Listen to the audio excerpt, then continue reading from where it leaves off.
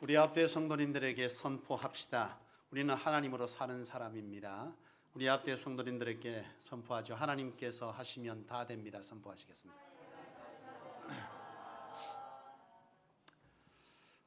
늘 하나님께 예배하는 시간이 기쁘고 감사하고 기대되는 시간이지만 오늘 나는 특별히 한 분이 함께 하셔서 더 기쁩니다. 우리 주성열 성도님 되셨습니다. 너무 귀하게 참 함께 해주셨는데 너무 기쁘고요. 감사합니다. 오늘 특별히 이 말씀이 우리 귀한 가정에 은혜가 되고 복이 되기를 축복하고요. 그 어느 때보다도 기쁜 예배가 제게 있듯이 여러분에게도 기쁨이 있기를 축복합니다. 여러분 성경을 읽다가 보면 광야라고 하는 단어들을 종종 보게 됩니다. 광야, 하나님은 하나님의 사람들을 광야로 몰아가신다, 이런 것을 우리는 성경 속에서 만나게 돼요. 광야로 몰아가신다. 하나님은 아브라함을 광야로 몰아가셨고, 그리고 요셉을, 모세를, 또 세례 요한을 광야로 몰아가셨어요. 하나님께서 아브라함을 부르십니다. 하나님의 사람으로 부르시면서 하나님께서 아브라함에게 구원 백성의 약속을 하죠. 아브라함을 통해서 전 인류를 구원하실 그 구원의 계획을 아브라함으로 선택하시고 이루려 하시는데 그 조건이 광야로 가는 겁니다. 광야에 내몰린 아브라함이었죠. 그리고 여러분 요셉 또한 따스한 부모님의 가정에서 그 품에서 떠나서 요셉 또한 13년의 세월을 광야에서 하나님께서 살도록 하셨어요. 모세도 마찬가지입니다. 모세도 이스라엘 백성들을 출애굽할 그 어떤 하나님이 보실 때 요셉은 민족을 구원하고 또 이 모세도 그 이스라엘의 모든 민족들을 애굽에서 건져낼 지도자로 세울 사람으로 선택하시면서 이 모세 역시도 하나님께서는 광야에서 40년의 세월을 살게 하셨어요. 세례 요한도 마찬가지입니다. 예수님의 오실 길을 예비하는 자로서 선택하시되 메뚜기와 그리고 석청을 먹으면서 광야에서 주님의 길을 예비하는 그런 삶을 하나님께서는 살게 하셨다는 거예요. 여러분 광야라고 하는 것, 참 이들에게 이 광야는 어떤 곳이냐? 여러분 광야는 어떤 곳입니까? 우리 대한민국에서는 여러분 광야라고 하는 것이 잘 없습니다. 그죠? 광야가 잘 없어요. 그런데 제가 이제 공부했던 미국에서는 광야라고 하는 것을 종종 만나게 돼요. 차를 몰고 이렇게 가다가 보면 뭐 곳곳에 광야입니다. 그 광야는 뭐냐 하면 인적이 아예 없는, 그리고 인적도 없고 여러분 전혀 뭐 인가도 없고 인적도 없습니다. 사람의 집도 없고 또 전혀 사람도 살지 않는, 그리고 어떤 이정표도 표지판도 아무것도 없어요. 그냥 허벌판에 몇 포기의 풀만 있고 저쪽 구석구석에 빈둥산 같은 곳에 나무 조금 있는 그것이 답니다. 우리는 여러분 광야를 이렇게 이해하죠. 여러분 광야를 이렇게 이해하십니까? 성경 속에서 하나님께서 하나님의 사람들을 몰아가셨던 그 광야는요, 이런 광야가 아니었어요. 저도 뭐 성지순례를 가보지 못해서 꼭 가봐야 되겠습니다. 저도 기회가 되면 가겠습니다만은 이 성지순례를 가보면 광야는 우리가 지금 이해하는 이런 모습이 아니라 그래요. 그 광야는 협곡이 있고 정말 허벌판이 아닌 아주 숲이 우거지고 그리고 협곡이 있는, 그리고 야생숲 그 자체 많은 맹수들이 그리고 많은 부족들이, 위험 부족들이 살고 있는 그런 곳이 바로 광야인 거죠. 그러니까 광야는 철저하게 어떤 곳이냐면 사람도 살지 않고 그리고 인가도 없는 듯, 그런데 많은 맹수들의 공격이 있는 그 어떤 안내 표지판도 없는 그런 곳이 바로 광야였습니다. 하나님께서는 바로 하나님의 귀한 사람들을 바로 그런 곳에 보내셨어요. 그들이 그런 곳에 갔을 때 무엇을 경험했을까요? 그것은 여러분 자기가 지금까지 살아오면서 전부라고 여겼던 모든 것이 무의미해지는 상황을 맞게 되는 거예요. 지식이 안 통하는 곳입니다. 인맥이 안 통하는 거예요. 돈이면 다 되던 그런 것이 그곳에서는 돈이 아무 무용지물이 되는 거예요. 내가 가장 가치 있다고 뺏기면 안 되는, 내가 붙들어야 살겠다고 생각하는 그런 모든 것이 그 광야에서는 아무 의미가 없는, 그리고 무력해지는, 자기 자신이 가장 약한 존재가 되어지는, 그리고 내가 그 어떤 허연심이나 자존심도 그곳에서는 아무런 가치가 없어지는 그런 곳이 바로 광야더라는 거예요. 이들은 그곳에서 그걸 경험한 거예요.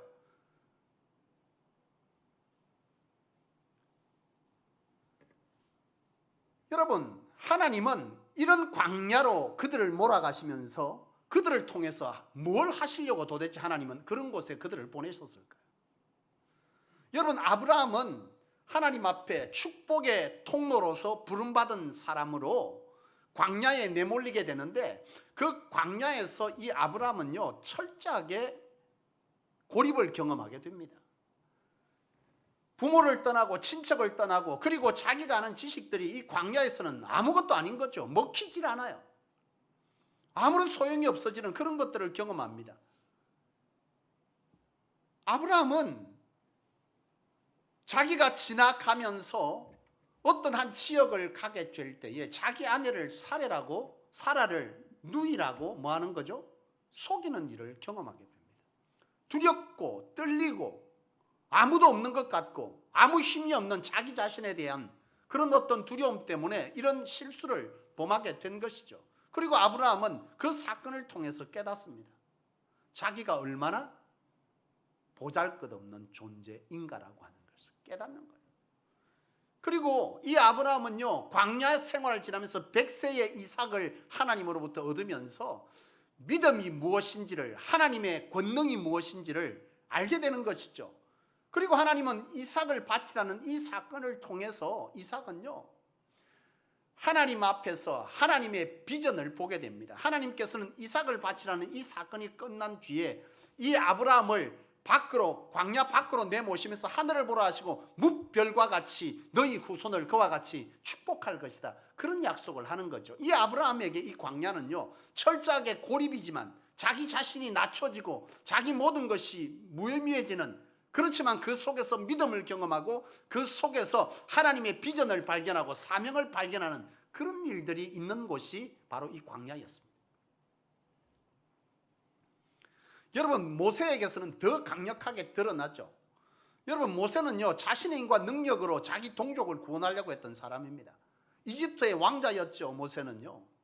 그래서 그 힘을 가지고 자기 동족을 구하려고 여러분 어떻게 합니까? 애굽의 군인을 쳐서 죽입니다. 그리고 자기 동족을 구했어요. 문제는 뭐냐? 그 동족이 자신을 배반하고 고발하는 일이 벌어지면서 이 모세는요 광야에 갈 수밖에 없는 그런 상황에 내몰리게 됩니다. 모세는 광야에서 40년의 세월을 보냈어요. 철저하게 고립되는 거죠. 그 광야에서는 아무것도 통하지 않습니다. 그것은 어떻게 알 수 있냐? 오늘 본문에 보면 하나님께서 모세를 부르시는데 모세가 그전 같았으면 얼마나 당당했던 사람이에요.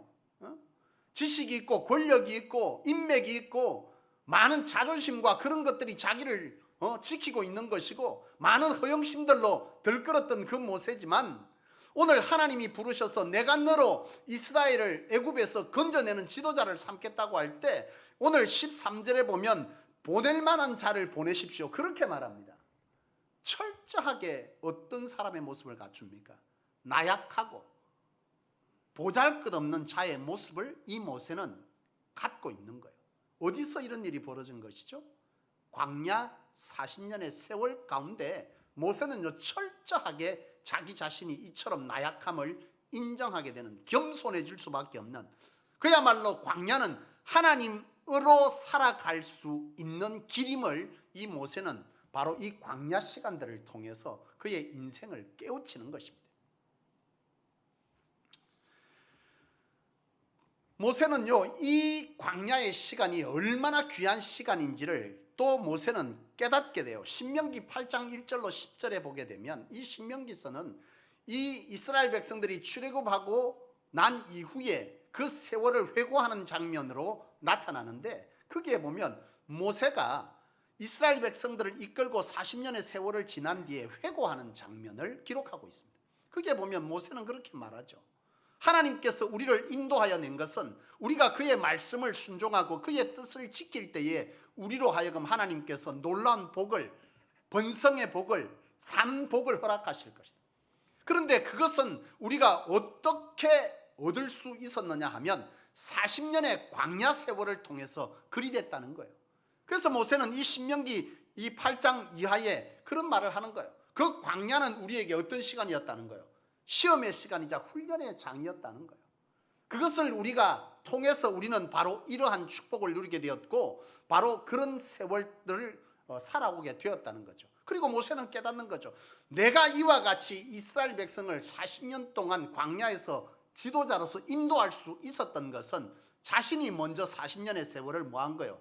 광야에서 살았던 것이 바로 기초가 되어서 그 세월이 하나님을 전적으로 붙들고 하나님으로 살아갈 수밖에 없는 것이 바로 인생이라는 것을 깨우친 이 모세의 40년이 결국 이스라엘 백성을 40년 동안 인도할 수 있는 바로 훈련이자 힘이 되었다는 것을 모세는 깨우치고 이 얘기를 기록하고 있는 것입니다.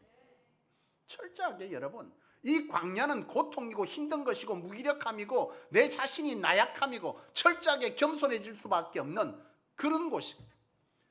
그리고 그곳은 내가 지금까지 살았던 세상과 너무 다른 세상, 오로지 하나님과만 교통하는, 하나님만 생각하고 살 수밖에 없는, 그래서 하나님의 나라의 가치를 깨우치고 하나님의 사명을 발견하는 그런 곳이 바로 광야이고, 바로 그것이 광야라는 것을 모세는 이 광야 세월을 통해서 깨달았던 것이죠.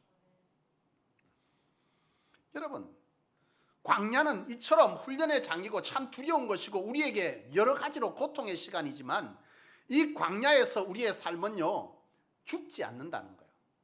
그 시간을 내가 모든 걸 다 빼앗기고 실패되어지고 모든 것을 잃어버리는 이제 끝난 것 같은 이런 시간으로 몰리지만 결코 우리는 죽지 않는다는 거예요. 그 시간에 모세는 말합니다. 신명기 8장 4절에 이 40년 동안에 내 의복이 헤어지지 아니하였고 내 발이 부르트지 아니하였느니라. 40년의 광야 세월 동안 그 광야는 죽을 수밖에 없는 곳이고 그 광야는 나가면 바로 고통이고 무지고 모든 것들이 다 끝나는 시간 같은데 세월을 돌아보니 그 광야의 40년 동안 결코 그것이 없다고 해서 우리는 뭐 하지 않았다는 거예요? 죽지 않았다는 거예요. 누구로 인해서? 하나님으로. 광야의 시간은 하나님에 의해서 우리는 훈련되어지고 변화되어지는 그런 시간이지만 그 시간 동안 우리는 이렇게 되면 죽을 것 같고 이렇게 되면 끝장날 것 같지만 결코 그 시간에 하나님은 우리를 죽이지 아니하시고 지키신다는 사실을 이 모세는요 그렇게 고백하는 것입니다. 그렇습니다. 여러분, 광야는 우리에게 옷벗김을 받는 시간입니다. 내가 지금까지 지켜왔던 것, 이거 아니면 안 된다고 생각했던 것, 그걸 여러분 끝까지 지켜야 한다고 생각했던 많은 재물과 명예와 권력과 자존심과 허영의 옷들을 하나님은 그곳에서 다 벗기는 거예요. 발가벗겨놓은 곳이 바로 광야입니다. 그래서 나는 알몸이 되어서 너무나 부끄럽고 초라하고 별 볼 일 없는 인생이라는 사실을 그 광야 시간을 통해서 하나님은 우리에게 깨닫게 하시는 것이죠. 그게 광야의 시간입니다. 저에게도 광야의 시간은 이루 말할 수 없이 많았습니다. 오늘 이 자리에 서기까지, 주의 종이 되기까지 하나님은 나로 광야의 세월을 광야의 장소로 몰아가셨어요. 여러 세월들이 있지만 그 광야는요 내게 대단한 변화를 일으켰습니다. 제 사역이 완전히 전환점을 이룬 것은 제가 신대원 시험이라는 것을 떨어지면서 학창시절에 말이죠. 저는 그때까지 승승장구했어요. 하는 사역마다 놀라운 변화들이 일어나고 놀라운 부흥이 일어났습니다. 굉장히 자신만만해서 내 힘으로 할 수 있는 줄 알았어요. 그런데 얼토당토하게 신대원 시험에 떡 떨어지는 거예요. 서울대를 떨어지면 그럴 법도 하지 않습니까?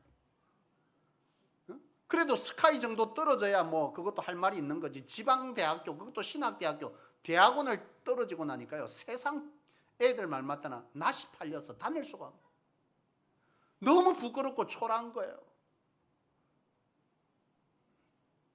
정말 창피했습니다. 지금까지 세상 말로 가우 잡고 살았던 내가 하루아침에 가우 다 빠진 거예요. 너무 부끄럽고 초라하고.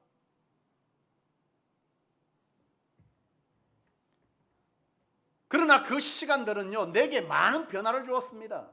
내 힘으로 할 수 있다고 여겼던 모든 것들이 다 무너지기 시작하는 거예요. 나는 정말 별 볼 일 없구나. 나는 아무것도 아니었구나. 그때부터요, 하나님을 마주하는 그 시간들이 나와 하나님의 관계를 바꾸더라고. 그 전에 설교는 다분히 윤리적이었어요.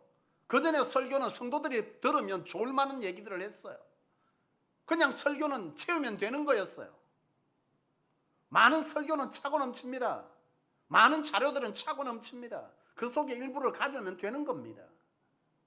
그런데요, 그 광야 같은 시간, 창피하고 모든 것이 다 벗겨지는 창피한 시간, 모든 것이 무의미해지는 그런 시간들, 다 빼앗긴 그 시간들을 통해서 나는 하나님 앞에서 철저하게 옷 벗겨졌지만 믿음의 은혜의 옷이 입혀지고, 하나님 앞에서 겸손의 옷이 입혀지고, 허영의 옷이 벗겨지는 그런 것들이 여러분, 하나님 앞에서 그 광야의 시간 동안 내게 이루어졌다는 거예요.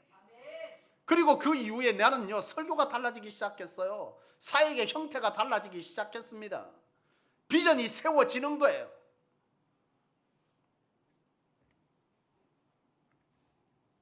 나는 깨달았습니다. 어찌 이런 광야 없이 우리 안에 하나님의 사람됨이 못함, 어찌 우리 안에 하나님의 사람답게 하나님이 쓰시기 좋은 그런 능력이 우리 안에 있을 수 있겠느냐, 광야 없이.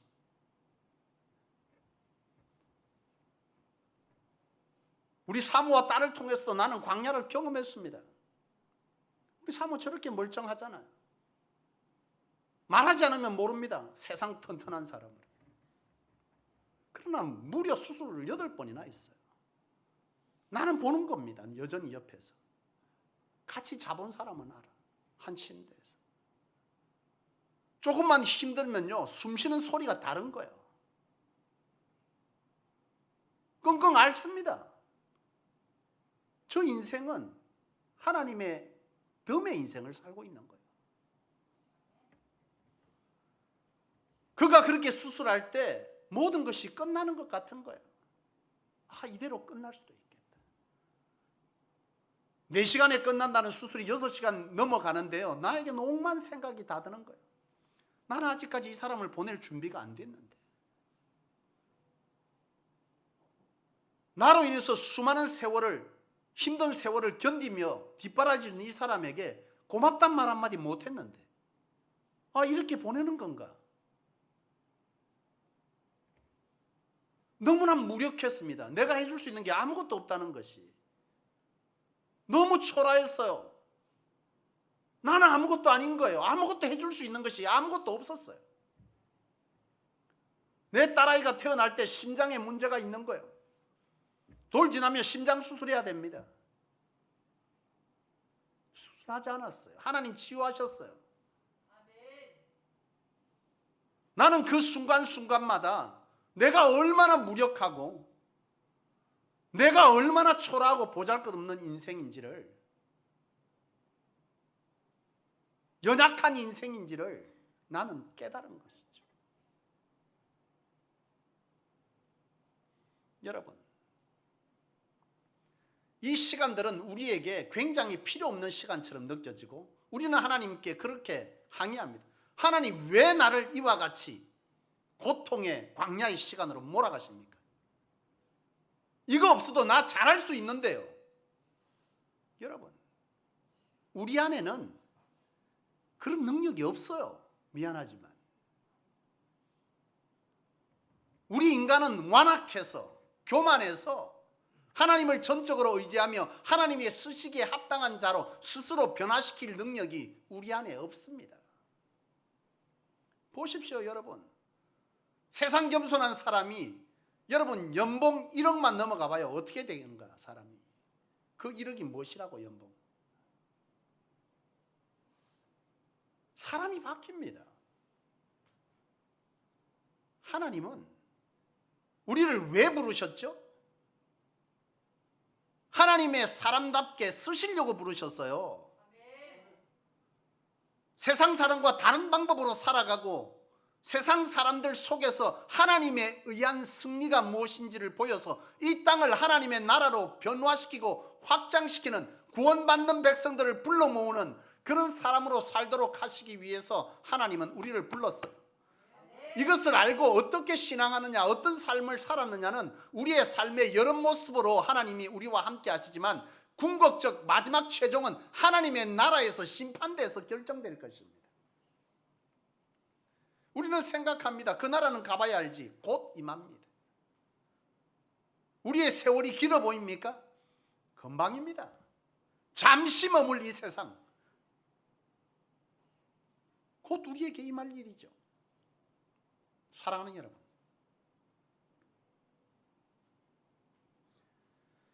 우리의 편에서 이 광야의 시간은요 굉장히 단절되는 시간이고 무력한 시간이고 연약함의 시간이고 두려움과 절망의 시간이어서 우리에게 불필요한 시간이지만 하나님의 편에서 볼 때는 우리의 교만이 벗겨지는 시간이고 우리의 세속의 허영이, 자존심이, 잡다한 것들이 벗겨지는 시간이, 벗겨지는 장소로 쓰시는 곳이 바로 이 광야입니다. 이 광야에서 하나님은 우리를 모두 그런 옷들을 벗기시고 그때부터 하나님은 믿음의 옷을 입히시고 겸손의 옷을 입히시고 은혜의 옷을 입히시고 사명의 옷을 입히세요.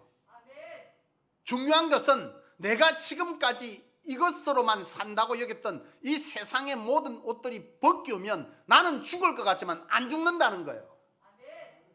그리고 하나님이 입혀주신 믿음의 옷, 여러분 은혜의 옷, 겸손의 옷, 사명의 옷이 우리가 볼 때는 초라해 보이고 별거 없어 보이고 그거 입으면 추울 것 같고 그거 입으면 못 살 것 같지만 놀랍게도 그 옷을 입으면 세상에서 경험할 수 없는 평안과 능력의 삶을 살게 된다는 것이에요.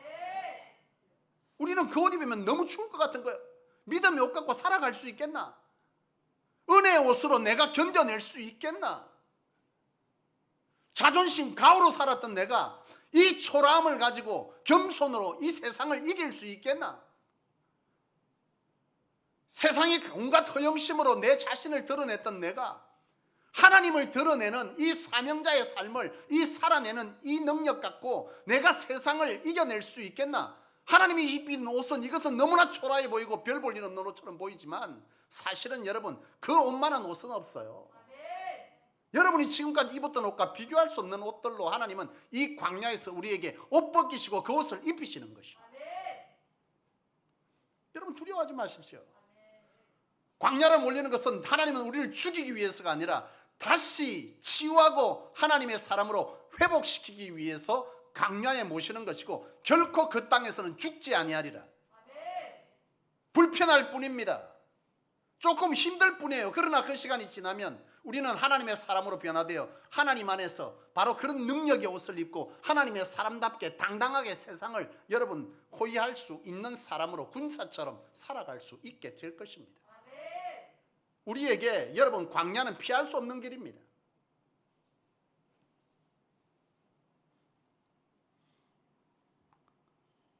사랑하는 여러분, 말씀을 마치려고 합니다. 오늘따라 제가 너무 답답해서 막 혼내듯이 막 설교를 하고 있어요. 죄송합니다.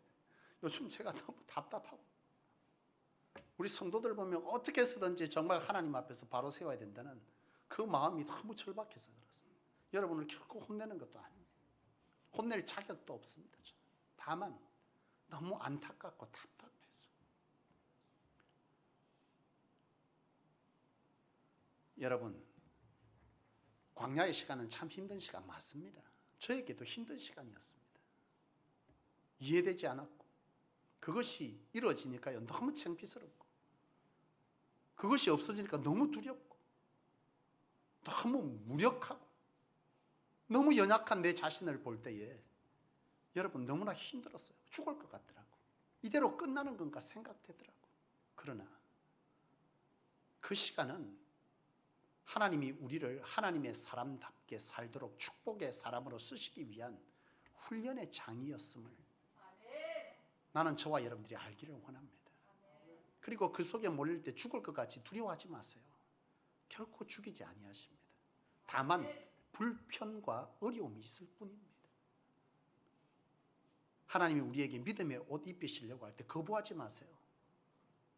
그러면 여러분 10년이 여러분 이스라엘 백성들이 사실 애굽에서 가나안 땅 들어가는 길은요 보름이면 갈 수 있는 길인데 40년을 갔어요. 왜 그랬을까요? 그들이 지금까지 고집스럽게 잊고 있던 지식, 경험, 인맥, 돈, 자존심 이런 것들을 안 벗는 거야. 그러니 철저하게 광야에서 그 옷을 벗기는 시간이 그렇게 길었던 거예요. 그리고 믿음의 옷을 하나님 바로 그랬으면 불평할까 싶어가지고 바로 가나안 땅에 도착했잖아. 그런데 거기서 정탐시켰더니 가나안 땅에 들어갈 믿음이 그들의 옷이 안 입혀진 거예요. 그러니 할 수 없이 광야로 다시 몰아서 40년의 세월을 둘러가게 하신 거예요. 여러분, 우리에게 광야는 피할 수 없는 길입니다. 그러나 세상 사람들이 당하는 광야와 우리가 당하는 광야는 다릅니다.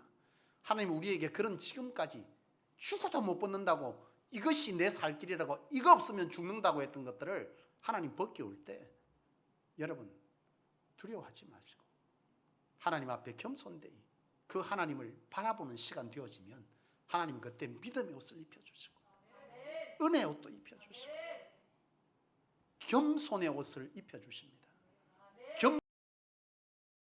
겸손하지 않는 자는 하나님 못 써요. 왜요? 겸손은 우선순위의 문제거든요.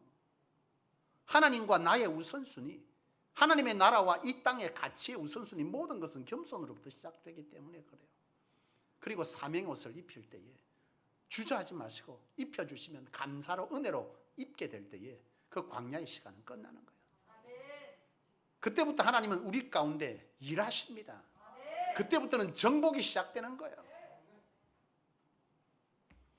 우리 성소교회 모든 성도님들이 바로 이 광야의 시간들을 통해서 거듭나지는 귀한 성도님 되셔서 우리로 통해서 이 시대, 이 교회들, 가장 나약해져가는 이 시대의 교회들과 다른 하나님으로 이 땅의 뭇별처럼 빛나는 여러분들의 인생 후손들이 되도록 하는 그런 은혜가 바로 저와 여러분들의 인생, 이 광야의 시간들을 통해서 있게 되기를 주의 이름으로 축복합니다. 기도하겠습니다.